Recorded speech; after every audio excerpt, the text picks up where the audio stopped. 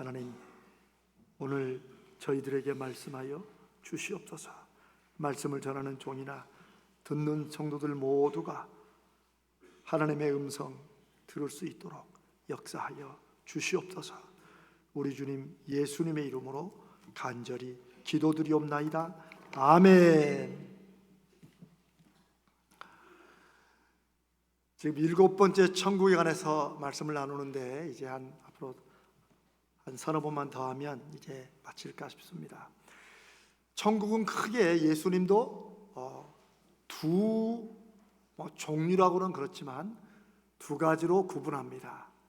우리가 익숙한 천국, 사람들이 생각하는 천국은 죽은 다음에 가는 것이죠. 그런데 예수님은 이 세상에서, 이 땅에 살 때 이미 천국이 시작되고 천국을 누린다고 말씀하십니다. 오늘 저는 죽은 다음에 가는 천국, 이 천국에 관해서 성경에 많은 기록은 아니지만 예수님이 말씀하신 굉장히 우리가 자칫 쉽게 지나칠 수도 있지만 굉장히 중요한 구절들이 있어서 그 말씀을 중심으로 우리가 나중에 우리가 함께 만날 그리고 살 천국의 모습과 특징은 무엇인가를 나누려고 합니다.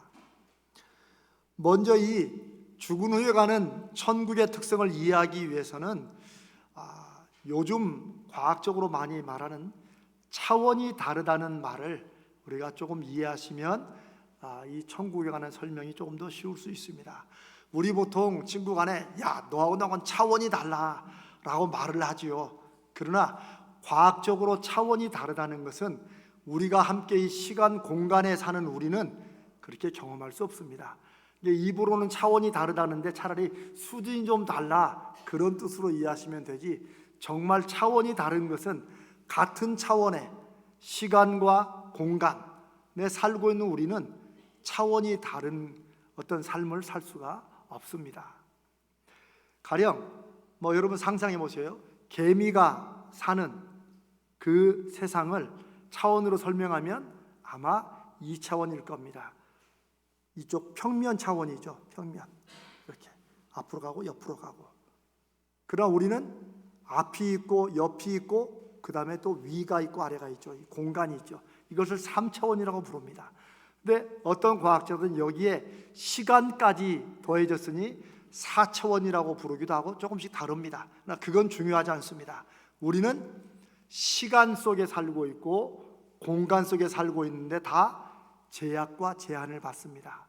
무슨 말이냐면 잠깐 예배 시작한 지 20분 됐는데 이전 시간으로 돌아갈 수 없고 이제 앞으로 또 시간이 다가오지만 미래 시간을 미리 우리가 살 수도 없죠.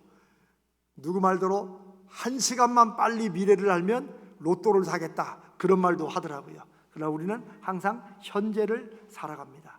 시간에 제약이 있는 거죠. 공간도 마찬가지입니다. 우리가 여기 모이면 우리가 다른 곳에서는 동시에 있을 수가 없죠. 그런데 이 차원이 같을 때는 같은 경험을 하지만 차원이 다른 어떤 존재와 만나게 되거나 차원이 다른 것을 우리가 실제 경험하면 우리가 이 땅에서 경험하는 최소한 시간 공간이 전혀 달라진다는 것입니다. 과학자들이 시간이 휜다 굴곡된다, 저도 책을 여러 번 읽지만 이게 잘 감이 오지 않습니다. 그건 시작입니다.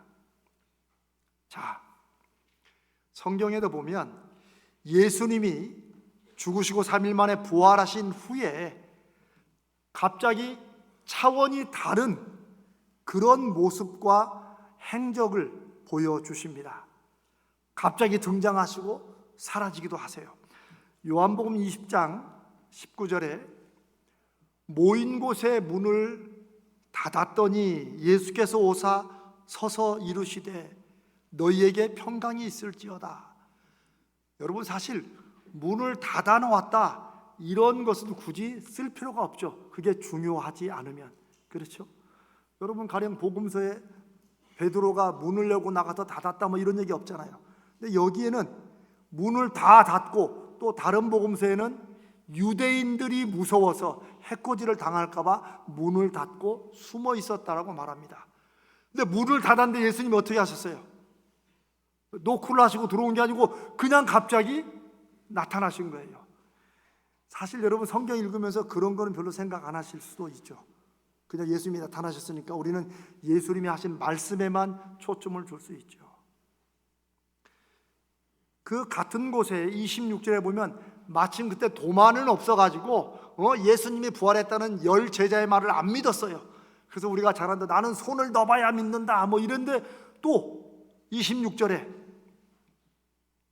제자들이 다시 집안에 있을 때 도마도 함께 있고 문들이 닫혔는데 예수께서 오사 가운데 서서 이르시되, 아니 문이 닫힌 게 왜 이렇게 중요해요? 문이 닫혔음에도 불구하고 주님이 오시는 것을 이 제자들이 기록하고 있다는 것입니다. 또 누가복음 24장 13절부터는 우리가 잘 아는 예수님 부활 이후에 엠모라는 곳으로 예루살렘을 떠나 피신해 가는 두 제자의 얘기가 나옵니다. 그러면서 예수님이 참 좋은 분이셨는데 돌아가셨다 이러고 하는데 갑자기 한 사람이 나타나더니 너희들이 무슨 말하느냐 하면서 대화를 하다가 예수님께서 당신이 예수라는 말씀을 안 하시고 그들의 질문에 답을 해주시고 성경도 설명해 주십니다.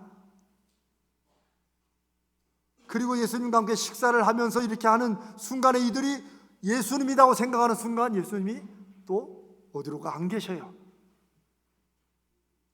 예수님이 왜 그런 우리 생각에 왜 그런 마술 같은 일을 하실까요? 이 제자들이 그때서야 예수님이신 걸 알고 주님이 죽으셨기 때문에 다른 제자들에게 해코지를 할까봐 피해 도망가던 사람들이 그 부활의 예수님을 만나고 확신하고 다시 발길을 돌려 예루살렘으로 올라가서 베드로와 제자들에게 우리가 예수님이 부활하신 그것을 목격하고 주님을 만났다고 얘기합니다.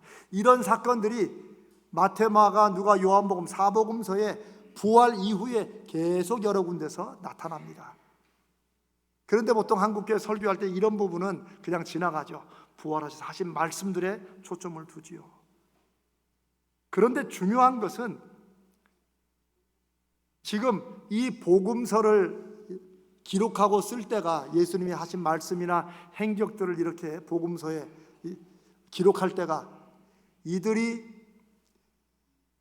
아직도 여전히 예수님 안에서 좀 말도 안 듣고 우리가 복음서의 내용처럼 그럴 때입니까? 아니면 예수님은 이미 이제 부활 승천하신 후에 이들이 말씀으로 잘 사던 이후의 일입니까? 이후죠. 그렇죠? 그래서 주후 54년, 60년, 70년 뭐 이럴 때입니다. 그러니까 예수님이 부활 승천하시고 한 20년, 30년 흘러서 이제 자기들은 주님을 보고 만났고 부활하신 그분을 만났는데 주변에서 엉뚱한 얘기들을 누구한테 건네들었는지 예수님에서 이상한 얘기를 하고 그걸 또 책으로 쓰는 사람들이 있어요. 그래서 이러다가는 큰일 나겠다. 이러다가는 우리가 보고 만나고 들은 예수님의 말씀이 예수님이 어떤 분이신가가 엉뚱하게 전해지겠다 싶어서 주님을 만나고 들었던 사람들이 직접 듣고 적은 것이 복음서이고 사도행전이고 사도 바울은 그 부활의 주님을 만난 다음에 사도가 되어 교회들의 편지를 쓰게 되는 것, 이게 바로 신약 성경으로 묶여 있습니다. 그런데 어떻게 보면 왜 복음서에는 어떨 때는 불필요한 얘기들, 가령 문들이 닫혀 있다 뭐 이런 얘기를 왜 쓸까요? 그냥 좋은 말씀, 귀한 말씀, 은혜되는 얘기들만 써놓으면 좋았는데, 이 성경의 기록은 사람이 썼지만 사람이 자기 마음대로 넣고 싶은 거 넣고 빼고 싶은 거 빼고 그렇게 쓰지를 않았다는 것을 증명하기도 하고, 또 중요한 것은 이미 이들이 예수님이 부활하신 것을 만나고 승천한 이후에 성령을 받고 완전히 정말 새로운 사람이 되어서 정말 그 주님을 확신하고 이제는 복음을 위해 예수를 위해 목숨까지 던지는 제자들이 된 이후에는 죽으셨던 주님이 하나님의 아들이신 것을 증명하려고 살아나신 그 주님을 보고 확신한 이후에는 뭐 문이 닫혔는데 주님이 들어오시고 그때는 그게 막 신비하고 이상했을지 모르지만 부활하신 주님 앞에 이런 일은 아무것도 아니라고 생각하는 거예요. 그래서 굳이 설명을 할 필요도 없이 이걸 읽는 사람들은 하나님의 아들이 이런 정도는 그냥 하신다, 이런 뜻으로 그렇게 기록하지 않았나 싶습니다. 사랑하는 여러분, 우리 주님께서 지금 우리가 살면서 여전히 우리 공간의 제약을 받고 시간의 제약을 받는 이런 한계에 이제 주님은 그런 것에 전혀 상관이 없으신 그런 하나님의 아들이신 것을 부활하신 이후에 그냥 자연스럽게 보여주시는 거예요. 주님도 굳이 설명하지 않아요. 이들은 시간적으로는 불가능한, 지금 부활하신 주님 마리아를 만나시고 또 엠마오로 가는 제자를 만나시고 또 나중에 또 갈릴리로 오시고, 이게 다 주님이 걸어 다녀야 될 길인데 그런 시간 공간의 제약을 안 받으시는 모습들을 제자들이 목도하게 됩니다. 그리고 이들이 그 주님을 이제 진심으로 믿고 그분이 하신 말씀을 자신의, 그리고 이 복음을 들어야 될 많은 사람들의 가장 중요한 인생의 길로 알고 그 복음을 위해서 살다가 목숨까지도 바치는 그런 일들이 나오게 됩니다. 시간 공간으로 구성된 3차원, 4차원에 살고 있는 우리가 하나님의 나라, 예수님이 말씀하신 천국을 우리가 그래도 이해할 수 있으려면 차원이 다르면 이렇게 우리 볼 때는 어떻게 그런 일이 있어 하는 이런 일들이 우리에게 경험된다는 것입니다. 그래서 제자들은 그때는, 당시에는 그렇게 믿지 못했지만 이제 예수님의 부활을 확신하고 난 다음에는 주님께서 내가 세상 끝날까지 너희와 함께 한다 라는 그 말씀이 실제라는 것을 이들은 믿고 확신했다는 것입니다. 그런 분명한 확신이 없으면 여러분 그냥 자기들이 그냥 생각하고 말하는 것으로 그걸 위해 모든 믿었던 제자들이 다 목숨을 던지고 순교하는 일은 가능하지 않습니다. 한 신학자의 말처럼 우리가 믿는 예수님이 인간의 지식으로는 이해할 수 없는 분이라는 우리의 한계를 인정할 때 예수를 믿는 믿음을 통해 우리의 삶이 전혀 다른 차원과 다른 열매를 맺을 수 있다. 참 멋지게 말을 했습니다. 확신할 때, 그 확신에 의지하여 내가 무언가를 하고 순종할 때 우리의 삶은 시공간에 매여 있는 것이 당연한 것처럼 해도 우리의 삶은 전혀 달라질 수 있다는 것이죠. 그게 예수님이 말씀하신 예수 믿으면 이미 천국이 시작되었다고 하신 말씀의 의미입니다. 우리는 이제 우리가 행복하고 기분 좋고 기쁘면 천국이라고 말하지만 주님이 말씀하신 이 세상에서 시작된 천국은 그런 수준과 그런 차원으로만 끝나는 것이 아니라는 것입니다. 이제 우리는 이런 그 하나님의 예수님의 차원이 우리하고 몇 차원이나 차이 나겠어요? 어마어마할 겁니다. 이제 그런 생각을 마음에 두시고 예수님이 하신 말씀 중에 우리가 죽은 후에 영원히 함께할, 저와 여러분이 언젠가는 다 같이 가서 만나게 될, 그리고 영원히 살게 될 그 천국에 대해서 주님의 말씀을 잠깐 살펴봅시다. 몇 가지만 살펴보겠습니다. 자, 먼저 첫 번째 질문. 여러분, 천국에 가시면, 천국에서 만나면 서로를 알아볼 수 있을까요? 없을까요? 아마 정답은 없어요. 그냥 한번 생각하신 대로. 우리 만났던 사람들은 다 알아볼 겁니다. 그럼 몰랐던 사람들은 가령 뭐 유명한 가령 뭐 베드로, 우리가 가면 알아볼 수 있을까요? 없을까요? 없다. 자, 예수님이 베드로를 알아볼 수 있다라고 말씀하신 건 아니지만 성경에 그런 것을 우리가 짐작할 수 있는 구절이 있습니다. 아까 읽은 마가복음 9장 4절로 5절에 예수님께서 소위 변화산, 예수님이 광채로 하얗게 변화되어서 누가를 만나는 그런 장면, 사건을 베드로, 야고보, 요한과 함께 올라가서 이제 나중에 그들이 이 사건을 기록하는데 그 마가복음 9장을 시작하는 1절을 이렇게 시작하고 있어요. 여기 서 있는 사람 중에, 즉 12제자입니다. 여기 서 있는 사람 중에 죽기 전에 하나님의 나라가, 천국이 권능으로 임하는 것을 볼 자들도 있느니라. 아마 그들 때 제자들은 나중에 죽으면 보겠지, 그러나 예수님은 죽기 전이라고 그랬어요. 그런데 바로 4절 5절에 바로 신비한 산에서, 어떤 산에서 예수님이 변화되는 모습을 보게 됩니다. 그러니까 베드로, 야고보, 요한이 하나님의 나라고 권능으로 임한 걸 눈으로, 즉 천국을 살짝 경험한 것이라고도 할 수 있겠죠. 근데 중요한 건 예수님이 누구와 거기서 만나고 있어요? 성경 기록에 보면 모세와 엘리야를 만나고 있다. 오죽하면 베드로가 너무 놀라고 한편으로 너무 흥분돼 가지고 뭐라고 말해요?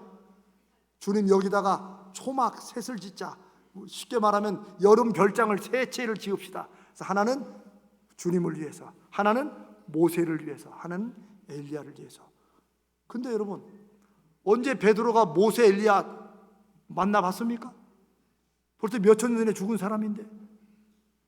이런 것을 보면 우리가 생전 몰랐던 우리 과거의 사람들이나 혹은 앞으로 미래 우리 자손이나 까마득한 후손들도 우리가 얼굴은 서로 안 봤을지라도 천국에서는, 죽은 후에 함께 만나는 천국에서는 알아볼 수 있지 않을까 하는 그런 생각을 할 수 있습니다. 우리도 살면서 어떤 사람은 처음 봤는데 왠지 오랫동안 안 것 같은 그런 느낌이 들 때 있죠. 없으십니까? 있죠. 근데 그럴 때는 그 사람이 어떻게 보면 좋은 사람입니까? 아니면 인상도 고약하고 좀 멀리하고 싶은 사람입니까? 사실 대부분 굉장히 가깝고 친절하고 이럴 때 이 사람 어디서 본 것 같은데, 우리가 살면서 그런데 주님은 우리가 천사처럼 된다라고 말씀하셨는데, 그 천국에 가면은 우리끼리 아는 것은 당연하고, 우리가 베드로나 심지어 주님까지도 혹은 이후의 후손들도 다 이미 아는 것처럼 반갑게 맞고 그렇게 함께 살아가는 곳이 천국이라고 할 수 있겠습니다. 두 번째, 여러분 부부끼리 혹시 이런 질문 대답해 보셨습니까? 당신 나중에 죽어서 천국 가면 나하고 또 살 거야, 안 살 거야? 해보셨습니까? 네. 천국을 안 믿는 사람들은 나중에 혹시 또 다시 태어나서 우리가 또 이렇게 결혼할 때 나하고 결혼할 거면 그런 얘기 하지만, 우리는 다시 태어나지 않습니다. 우리는 한 번 살고 영원한 삶으로 갑니다. 그래서 저도 몇 번 물어봤어요. 당연히 천국 가면 나하고 살래, 안 살래? 근데 와이프가 처음엔 산다고 그러더니 점점 안 산다고 그러더니 요즘 대답도 안 하더라고요. 자, 여러분 어떠십니까? 그런데 마가복음 12장 24절 25절 그 12장을 보면 예수님이 사람이 죽었다가 부활한다는 것을 믿지 않았던 사두개파의 사람들에게 좀 말꼬리를 잡는 질문을 듣고 그걸 대답을 하시면서 고교에 관한 말씀을 살짝 하십니다. 우리가 아까 읽었던 그 성경 구절이에요. 주님이 분명히 말씀하시기를 부활한 후에는, 즉 천국에서는 시집가고 장가가는 게 있다 없다? 없다. 즉 결혼 관계를 계속 유지해서 7명의 형제들이 다 형수하고 다 결혼하다가 다 죽었는데 누구 아내가 됩니까? 이런 황당한 질문에 예수님께서 천국 가면은 시집장가, 누구의 남편 아내로 속해 살고 이런 게 없다고 말씀하십니다. 그러면 우리는 어떤 존재로, 어떤 관계로 살아가게 될까요? 예수님이 바로 그 다음 대답에 왜 남편 아내 이런 관계로 살아가는 게 아니냐, 하늘에 있는 천사들과 같기 때문이다 라고 하는 것입니다. 우리가 나중에 이 땅에 함께 살다가 천국 가게 되면 우리가 어떻게 산다고요? 하늘의 천사들처럼 살게 될 것이다. 물론 천사들에 대한 설명도 성경에 자세하게 있지 않기 때문에, 그러나 우리가 상상할 수 있는 가장 기막히고 멋진 사람들이 천사들 아닙니까? 여러분, 우리가 누구 보고 아유, 그분 정말 사람이 천사 같아, 좋은 말입니까? 안 좋은 말입니까? 천사들 귀신인데 무서울 거, 이런 사람은 아무도 없죠. 우리를 새롭게 변화시켜 주시는데 우리들이 천사들과 같게 될 것이다. 그러니 거기에서는 우리가 아까 말씀드린 것처럼 아이고 나하고 살 때는 남편이었어, 아이고 우리 아내였어, 내 자녀였지 이렇게 알아보기는 할 것입니다. 그러나 제가 지금 차원이 다르다고 그랬죠. 그러나 그럼에도 불구하고 그게 전혀 어떤 어색함이나 문제가 되지 않고 우리가 다 함께 천사들처럼 살게 되는 그곳이 천국일 것이다 라고 성경이 말씀하십니다. 사랑하는 여러분, 나중에 우리가 천사들이 되어 다시 만날 것을 주님의 이름으로 기대하고 축복합니다. 세 번째로, 예수님은 십자가에 달려 죽으시기 전날 식사를 이제 우리가 그 후로 사람들이 최후의 만찬이다 뭐 이렇게 부르기도 하죠. 그리고 다빈치가 최후의 만찬 그림을 그리기도 했습니다마는 주님이 그 마지막 만찬에서 내가 지금 무엇하러 어디로 가느냐라고 말씀하시면서 내가 너희를 위하여 처소를 예비하러 간다. 좀 옛날 표현이지만 우리말로 하면 내가 지금 가는 것은 나중에 우리가 함께 살 건데 너희들이 살 곳을, 살 집을 내가 미리 준비하러 간다라고 말씀하셨습니다. 그러면 우리가 앞으로 살게 될 천국, 우리가 살 집, 이런 모습들은 어떤 것일까? 아마 성경에서 이런 모습이 그래도 몇 군데 가장 좀 분명히 나타나 있는 것이 요한계시록이라고 할 수 있습니다. 요한계시록의 특성은 신약성경의 제일 마지막에 쓰여진 건데 예수님의 아까 천국을 살아있는 동안에 맛보았던 요한, 사도 요한이 마지막 날에 성도들이 그때도 막 황제들의 핍박을 받으며 막 배교가 일어나고 막 어떤 성도는 끝까지 지키고 이러는 중에 예수 믿는 성도들은 끝까지 싸워 이기고 승리할 것이다. 염려하지 말아라. 염려하지 말아라. 하나님이 지키신다. 이것을 성도들을 격려하고 힘주기 위해 쓴 것이 요한계시록입니다.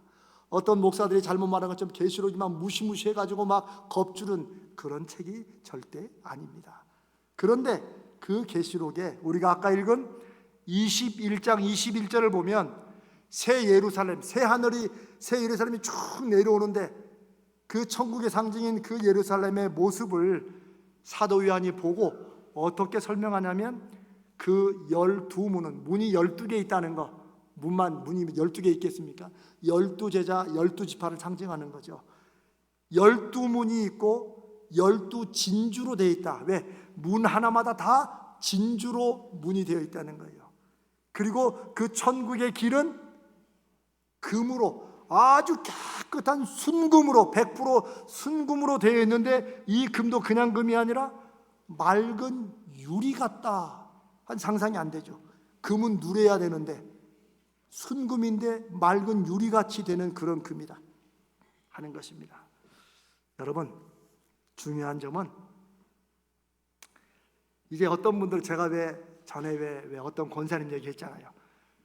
제가 들은 제일 황당한 고민이 그 권사님이 저한테 자기는 노래도 잘 못하고 안 좋아하고 또 흰 옷 입는 것도 싫어하는데 천국 가면 맨날 흰 옷 입고 또 찬양만 부를 건데 걱정이라고. 그래서 제가 참 세상에 권사님한테 들은 가장 쓸데없는 걱정이라고 늘 생각하는데 가만히 생각해 보면 그게 천국에 대한 오해에서 나오는 거예요.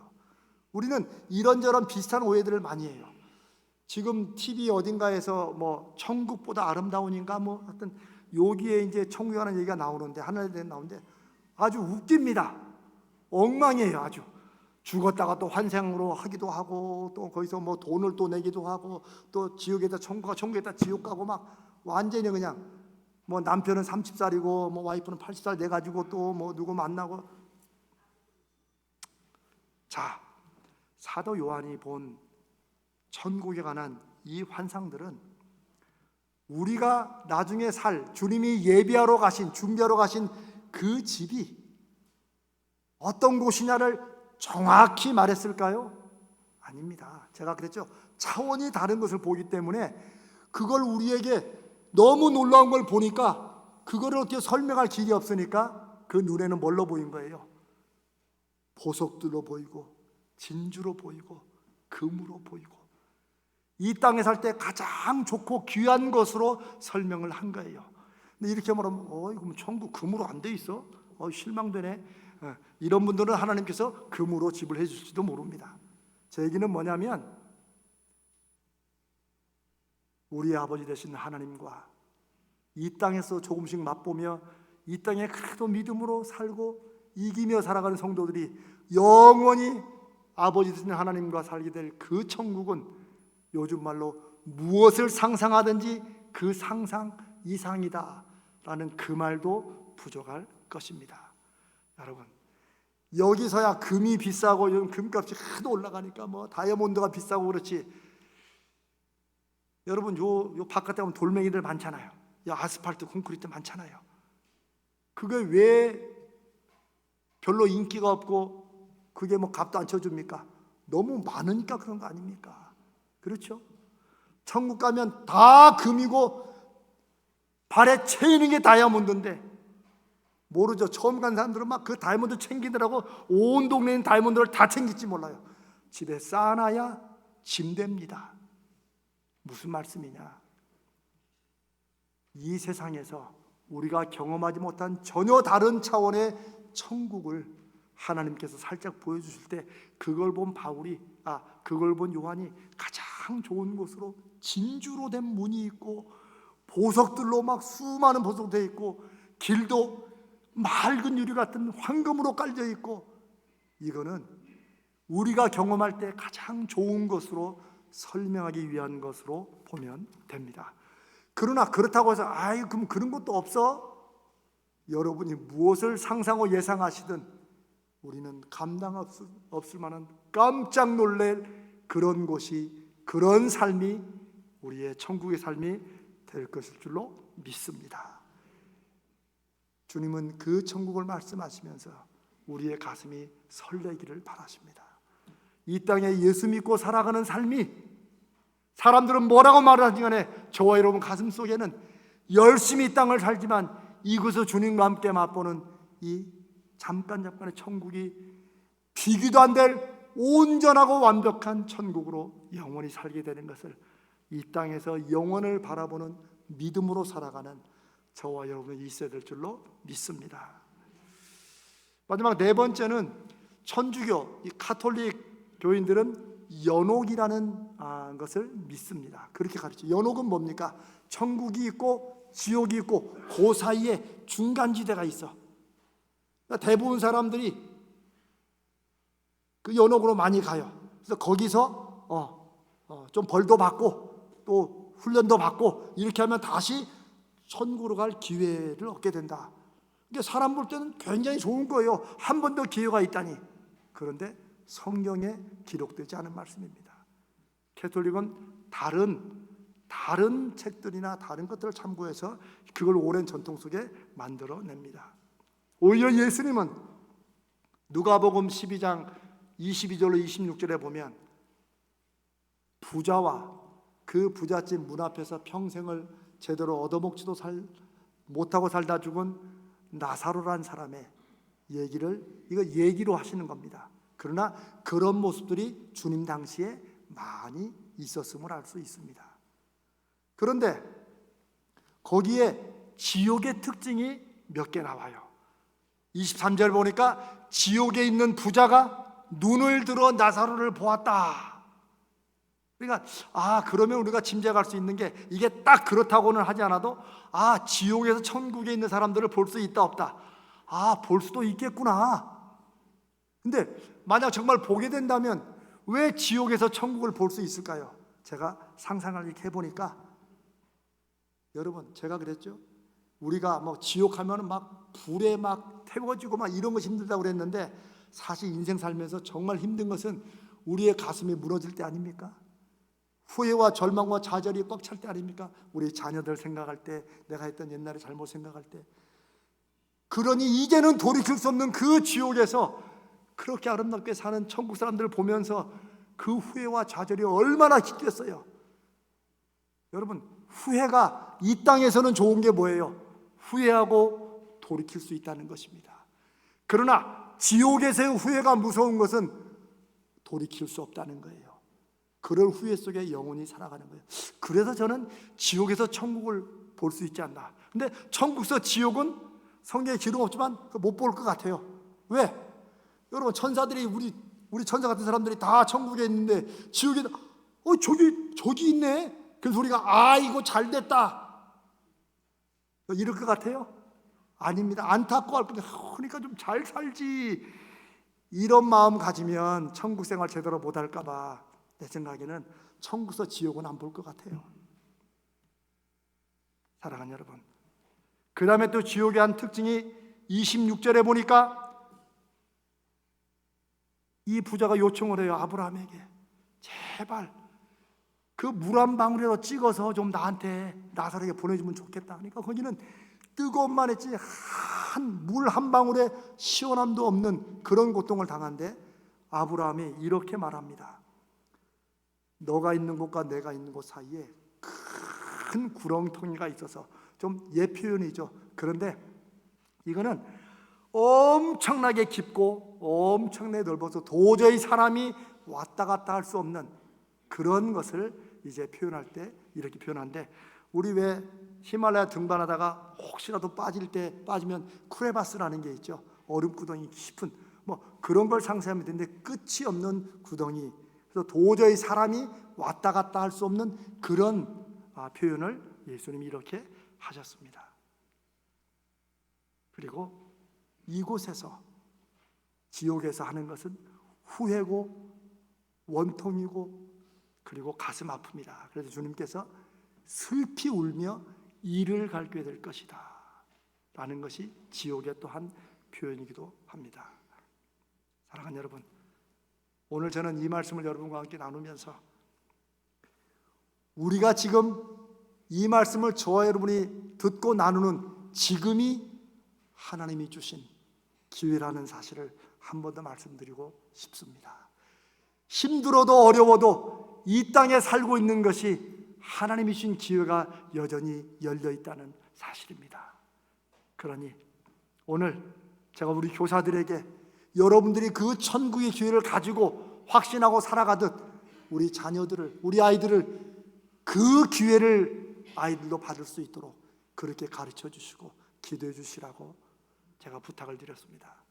여기 계신 사랑하는 모든 어른들, 우리가 영적인 부모가 되어 우리 자녀와 우리 핏줄의 우리 자손들까지 이 땅에 사는 동안에 그 기회를, 한 번뿐인 그 기회를 놓치지 않도록 우리가 지혜롭게, 그렇다고 잔소리 막 한다고 교육 오는 게 아니니까 지혜롭게 그들에게도 우리가 바라고 사모하고 지금 살아가며 준비하는 그 천국을 그들도 확신하고 이곳에 살다가 영원한 천국으로 갈 수 있는 그런 믿음의 거룩한 대물림이 있으시기를 주님의 이름으로 축복합니다.